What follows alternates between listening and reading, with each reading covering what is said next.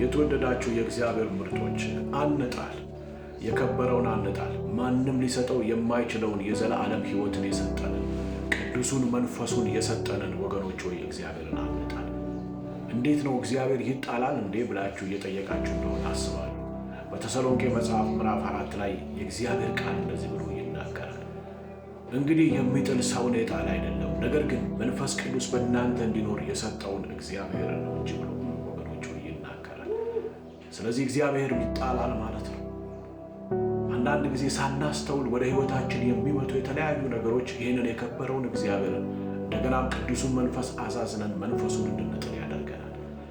እግዚአብሔርን ጥለን የት ነው የምንደርሰው ወገኖች ሆይ? እግዚአብሔርን ጥለን ብንዘምር፣ እግዚአብሔርን ጥለን በሰለጠኑ አንደበቶች የሚያማምሩ ቃላቶች የተናገርን ብንሰብክ፣ እግዚአብሔርን ጥለን ከሀገር ወደ አገር ብንዞር ወገኖች ምን ይጠቅመናል? የዘላለሙን አተን የምድር ብቻ ሆነን የዘመናችን ቁጥር ቢዘጋ ምን ይጠቅመናል? ወገኖች ሆይ መጽሐፍ ቅዱሳችን በዚህ በተሰሎንቄ መጽሐፍ ላይ እግዚአብሔርን የምንጥልበትን ምክንያት በግልጽ አስቀምጧል። ጳውሎስ ለተሰሎንቄ ሰዎች እንደዚህ ያላቸው፣ እንግዲህ ወገኖች ሆይ በጌታ የትኛውን ትእዛዝ እንደሰጠናችሁ ታውቃላችሁ።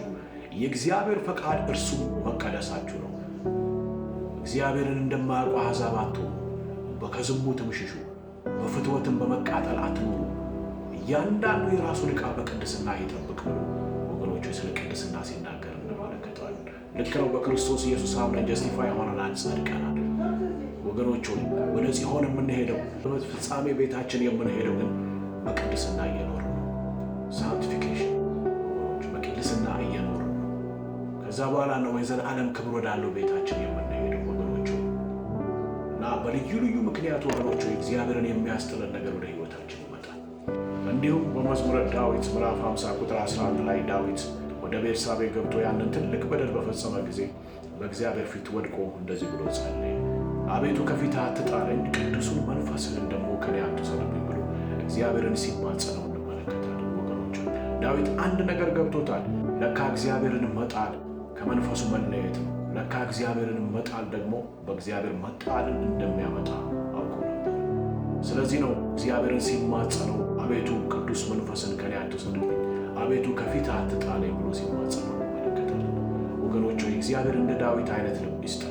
ዕብራውያን ምዕራፍ 4 ላይ እንደሚናገረው የእግዚአብሔር ዙፋን የጸጋ ዙፋን ነው።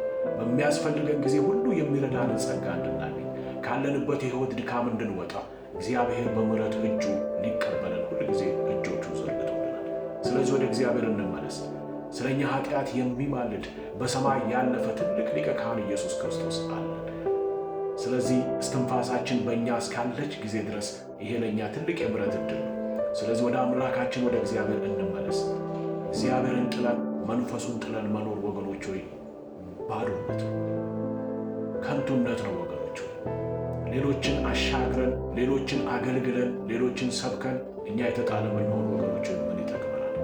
ስለዚህ እናስተውል ወገኖች ሆይ፣ ቀን ሳለ እንንቃ። ከማንችለው ኃይል ጋር ደግሞ አንጋፈጥ። መጽሐፍ ቅዱሳችን ከዝሙት ሽሽ ነው የሚለው። ስለዚህ ወገኖች ሆይ የሆነ ቴክኒክ ፈጥረን የሆነ ዘዴ ፈጥረን ይህንን ኃይል እንቋቋመው በፍጹም አንችልም። ምክንያቱም ከኛ የሚበልጥ ኃይል ስለሆነ የተሸነፈ ነው የሚሸሸው። የማይችለው እንደመጣበት ያወቀ ሁሉ ጊዜ የሚሆን ይሸሻል ወገኖች። መፍትሄው መሸሽ ብቻ ስለሆነ ማለት ነው። ስለዚህ እናስተውል፣ ስክሪናችንን እንጠብቅ። አንዳንድ ጊዜ ሳናስተውል በስልካችን ስክሪን የሚለቀቁ ነገሮች ሁሉ እግዚአብሔርን እንድንጥለው ቅዱሱ መንፈሱን